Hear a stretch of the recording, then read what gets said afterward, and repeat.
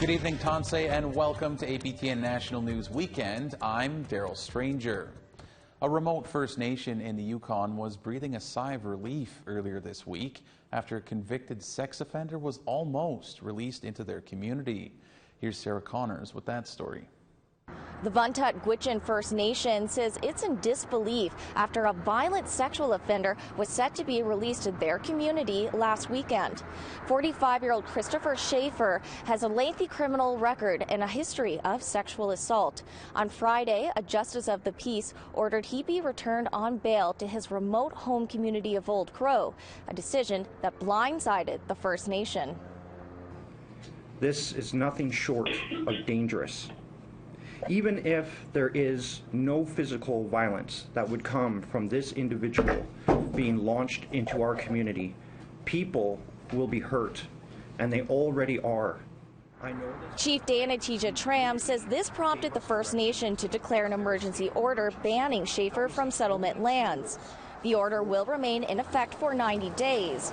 According to Tija Tram, there has been discussions on reintegrating Schaefer, but the community needs to be involved in those decisions. Someone just needed to reach out to us. All they had to do was ask, and we would be there in full force to assist. A new residency plan is being worked out for Schaefer. The Vuntut Gwitchin say they also want a public inquiry. Sarah Connors, APTN National News, Whitehorse.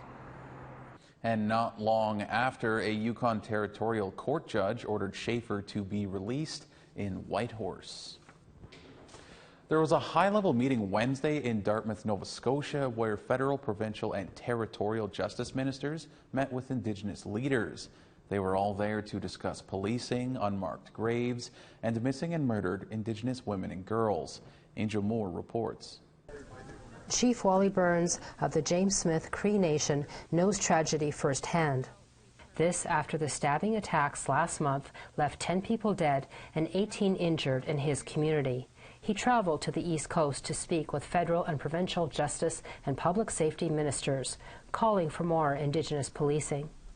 For the past month or so, I've been on the go non-stop and making sure that our voices are heard in regards to the tragedy that happened in James Smith. So, Federal Justice Minister David Lametti, moved by Burns' presentation, says his government will take action.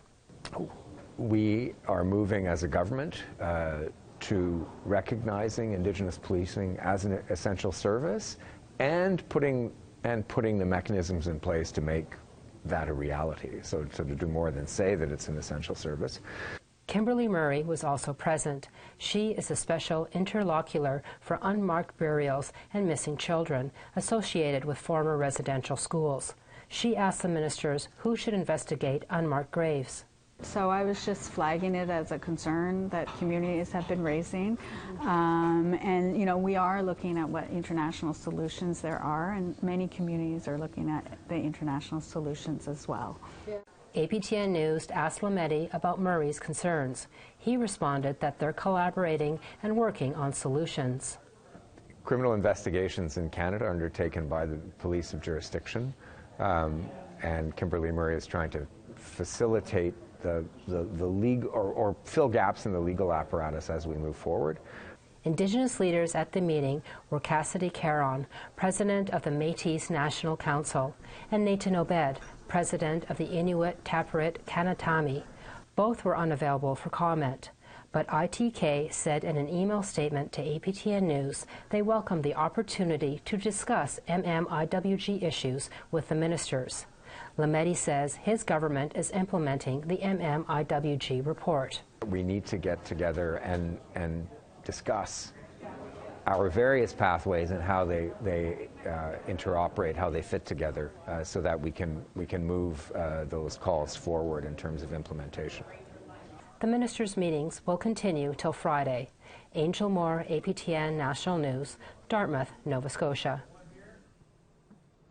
The Blackfoot Confederacy in Treaty 7 has filed a complaint with the Canadian Human Rights Commission against Indigenous Services Canada. It's about how band members living with disabilities are treated. APTN's Chris Stewart has more. Tracy The Blackfoot Confederacy said during a press conference in Calgary that their adult members who have developmental disabilities are not treated the same. Leadership from the 4 members First Nations said that everyone else in the province who did not live on a reserve get benefits denied to those on reserve. They say there are not enough resources and funds to deliver proper treatment. Many people have to leave their homes to access services. Carly Fox has filed a complaint against Indigenous Services Canada with the Canadian Human Rights Commission to change that. All of these families have a choice. They can either stay at home and live on the reserve with their culture, with their communities, or they can move off reserve in order to access services that are essential for the health and well-being of their loved ones. Chief O'Ray Crowfoot of the Siksika Nation says that members on reserve should have access to the same care as people off reserve. And we're not seeking anything that every other Albertan doesn't already receive. The thing that I've said constantly the whole 3 years I've been in is fair and equitable treatment. You know, we're Albertans just like everybody else is Albertans. Our members shouldn't have to leave the reserve to receive the same treatment you would in Calgary or any other municipality. On behalf of our Tracy McHugh is a council member on the Siksika Nation. Her sister has needed help for over 30 years, and Tracy says she has not received the assistance she needs. To date, she still doesn't have access to proper funding for programs that would give her proper independence while living in her community. McHugh says no one should have to be forced to leave their home to get needed treatment. I think that option of do you stay home and live in your community without those programs and services, or do you leave the reserve to get those essential needs? How is that an option? How is that a good option for any parent, any guardian? Indigenous Services Canada said in a statement to APTN that supporting the health and well-being of First Nations communities and individuals is a top priority for Indigenous Services Canada. We remain committed to working with all partners in addressing gaps and improving access to the supports and services that people need. Chris Stewart, APTN National News, Calgary. Now, we asked the Blackfoot Confederacy for a copy of the complaint. They told us they won't be releasing it until a later date. In the year 2000, Baffin Island Inuit set out to show what happened to their sled dogs between 1950 and the mid-1970s. That expanded to a truth commission mandated to show not just the dog cull enforced by the RCMP, but the entire history of the era. Kent Driscoll has that story for us from Iqaluit. It started out about the dog teams, but it didn't stay that way for long. The Kikitani Truth Commission was launched in 2000, and the goal was to see if RCMP were responsible for a slaughter of dog teams between the 1950s and the late 70s. The loss of those dogs forced Inuit off the land and into communities. It didn't take them long to realize that the entire story was bigger than just the dogs. The scope expanded to show the historic conditions for Baffin Island Inuit at that time. In 2011, they developed 25 recommendations and received $20 million in federal funding to implement them. Earlier, we received $20 million before, so we've already started to implement some of those recommendations, but certainly we'll do our very best to ensure that we do our best to implement most of the recommendation within the next few years, I guess. And that's why Crown Indigenous Relations Minister Mark Miller zoomed into this QIA meeting to provide another $25 million to implement the 25 recommendations of the Truth Commission. Some of the recommendations are done. This is a look at the monument the RCMP put up for Inuit Special Constables just last year, following the report. Others, like attempting to revitalize dog sledding on Baffin Island, are partly complete. The revitalization part of the dogs, we've started that with having the dog owners to come here and talk about what and how they could improve having more dogs in the future and how we could use them in hunting. Some of the recommendations are easy to track. It was pretty easy to see when the RCMP built their Special Constable monument. Others, One calls for the government of Nunavut to operate following the Nunavut land claim. The government would say they are already. Other land claim partners would disagree. Another example? One recommendation is for an Inuit History Month to be declared. That still hasn't happened. This additional $25 million could get a few recommendations crossed off the list. Now QIA has to make sure it happens. Kent Driscoll, APTN National News, Iqaluit. It's time for a short break, but stay with us. More stories when we come back.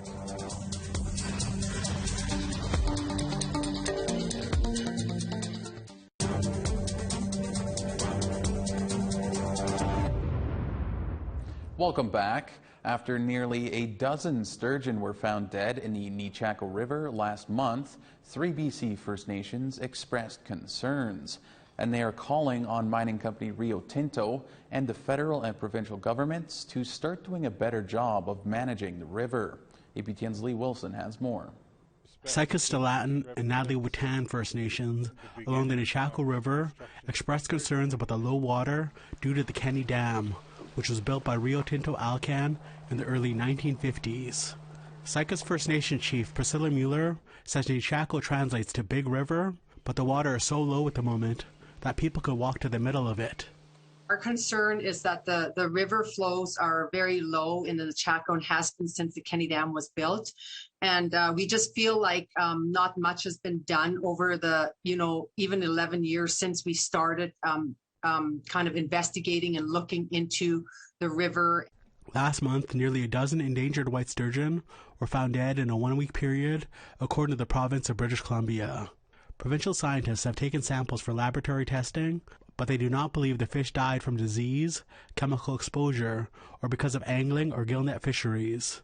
The fish show no visible signs of injury. The nations on the Nechako River have harvested sturgeon historically, but with the declines, Chief Mueller can't remember the last time it was harvested in her community. The salmon numbers are too low to catch as well. The Sycus First Nation have been in a lengthy legal battle with Rio Tinto, the federal and provincial government, over the Aboriginal right to fish the Nechako River. Earlier this year, the BC Supreme Court ruled that the Kenny Dam caused or contributed to a substantial decline in the Nechako white sturgeon and salmon populations. Justice Kent's comments were, the government needs to step up and they need to regulate that flow. They need to give direction to Rio Tinto to regulate that flow and release more water. And that's what we're asking, that they release more water. In an email statement to APTN News, Rio Tinto says they are aware of the sturgeon deaths in the Nechako and Fraser rivers, and they are working with local First Nations on the water flow. Over the last 2 years, Rio Tinto has been working with First Nations and local communities to improve the water flow into the Nechako River while still monitoring the flood risk in Vanderhoof. The First Nations say they have had talks with the BC government and are starting to talk with the federal government, but there is no progress. We contacted the federal government for a comment, but did not receive a response before airtime. Chief Mueller says they've been building a relationship with Rio Tinto for a few years, but the increase of the Nechako River flow isn't happening fast enough. I just want to continue building our relationship with Rio Tinto, and but we need some decisions made quickly. We know our membership are not very happy, and I know the other communities are not very happy, and we are looking at next steps and what is our plan. Lee Wilson, APTN National News, Kitimat. And still in British Columbia, reacting to the growing demand for people in trades, Indigenous people are getting the training and skills they need to work in the construction industry. Here's APTN's Tina House with more on this story.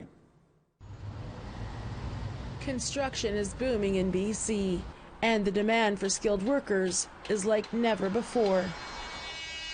Here in North Vancouver, the Squamish Nation Training and Trade Centre is creating opportunities for Indigenous people to learn hands-on techniques and skills. For Joel Baker, he is taking the residential maintenance program so he can help within his community. We're doing carpentry, and next we'll be doing electrical, and there's electrical, plumbing, flooring, roofing, drywall, there's a majority of stuff that we're learning. Work you guys have been doing out there has been great, top-notch. Continue what you're doing. Terry Williams is one of the lead instructors and says he's proud of the many successful students that have gone on to careers after this training. You get a base set of skills that will allow you to go out and find gainful employment in industry. And right now, trades are booming. It is a really, really good place to go work. There's a lot of work. The wages are very good. I've run into students on the job site who have been working for a period of time, and interestingly enough, they've always said the skill set that they got here, they took out there, and it was directly related. For Melissa Lewis, who manages the center, she says the center provides wraparound services, including essential skills, a wellness counselor, and training allowances to ensure success for all the students at the training center. Some of the training that we have offered here is a Women in Trades program. We offer a Youth in Trades every other year. We have a carpentry level 1 and 2. We also offer a lot of introductory programs, such as the introductory into plumbing, carpentry, craft worker, and then those all ladder into our second year, and ensuring that they can continue to further their education up to a Red Seal. Just cut that straight to there, straight to there. Students are also paired with industry mentors while doing actual projects. That's pretty good. The net just goes right in, okay? Yeah. And then we're good, okay? And then we just trace that. So yeah, just trace that. Since 2004, 750 students have gone through the training so far. To be able to see their success once they complete the program, it's so incredible, to see them and have them featured as our success students and to hear their stories of what they've achieved. If you really want to pursue it, it'll be worth it in the long run. Tina House, APTN National News, North Vancouver. All right, it's time for one final break, but coming up, an Inuit carver up north is hoping to set traditional knowledge in stone.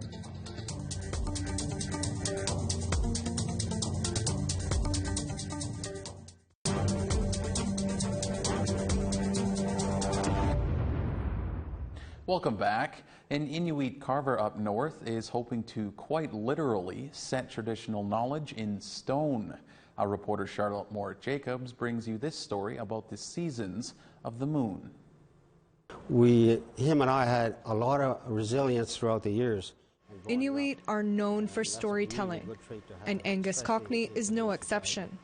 The respected Inuvialuit carver from Tuktoyaktuk, Northwest Territories, is wowing audiences with his new collection, Ata Funaluna, meaning listen what moon. This was the very first moon that I created. Somehow I felt compelled to do this one. I just saw a piece of stone that spoke to me. Cockney honors generations before him by interpreting Inuvialuit stories of the 12 moons. It's no easy feat, translating and preserving oral history. For instance, how was I to properly represent the whiteness and the shininess of the snow in April, when the sun sparkles? But it's a personal responsibility. The stories have been handed down from his great-great-grandfather to his grandfather, Nalogak, to himself. When I came across my grandfather's book, I Nulagak, a book that was published in '64, and it's a wonderful account of his life and times as an Inuvialuit living in the Mackenzie Delta. So it took a while to put those stories in stones, the legends and whatever he's talking about, and the last while or so I finally felt that I had the maturity to honor those stories, because I finally gained experience and confidence throughout the years. Cockney hopes audiences learn about Inuvialuit culture and their resiliency. He himself attended residential school at age 5. When he left, he went on to become a 3-time national champion in cross-country skiing. Yeah, Gloria Hall was established in 1959, and I got there in '62, so it was in its heyday. So there's 13 years of that experience. Life is not how you make it, it's how you take it. And for me in residential school, you know, I could have taken the path of a victim, but I took the path of a victor. That's the path I chose. Well, you know, this is my grandfather, Nulagak, and, you know, based on his story and mine, I think we have a lot in common. Because in 1909, he says, man, people are starting to lose that knowledge. I better write it down. So I've taken that one step further and set all those stories in stone. So now it's forever. Cockney is kicking off the launch in the north at the Prince of Wales Museum in Yellowknife. He's traveled with 1 moon so far, but hopes to have the whole collection exhibited in museums in the future. Charlotte Moore-Jacobs, APTN National News, Yellowknife. And lastly this weekend, one of Canada's most celebrated Indigenous filmmakers has died. Jeff Barnaby died Thursday following a battle with cancer. He was 46 years old. Born and raised in Listigouche First Nation near the Quebec-New Brunswick border, Barnaby combined his Mi'kmaq heritage with genre filmmaking to much acclaim. In 2019's Blood Quantum, he used the zombie genre as a vicious critique of colonialism. It won 6 Canadian Screen Awards and has been seen in over 30 countries around the world. His 2013 debut feature, Rhymes for Young Ghouls, won numerous prizes and helped launch the career of Mohawk actress Deborah Jacobs. Barnaby frequently used the endangered Mi'kmaq language in his films. However, he viewed his role as an artist as not only to preserve Mi'kmaq culture, but to also push it into the future. I think I have a lot more interest in music and fine arts and writing and poetry than I do film. And film just makes for a nice foundation for all of those things, where you can bring that sensibility, all that sensibility of writer, poet, visual artist, and musician to film. And there's not much of a translation there because all those things come into play while you're making a film. Our condolences to his family and his friends. All right, that's all we have for you tonight on APTN National News Weekend. I'm Daryl Stranger. For all of us here, thank you for joining us. Miigwech and have a great weekend.